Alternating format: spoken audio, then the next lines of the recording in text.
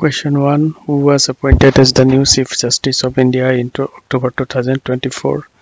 A. Justice Surya Kant, B. Justice Bikram Nath, C. Justice Sanjeev Khanna, D. Justice D.Y. Chandrachud.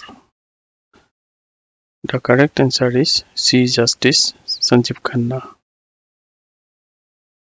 Question 2. Which film was chosen as India's official entry for the Oscars 2025?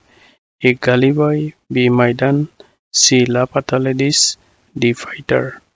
The right answer is C. Lapata Ladies.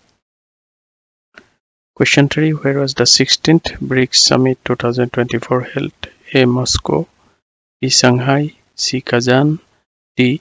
New Delhi. The right answer is C. Kazan.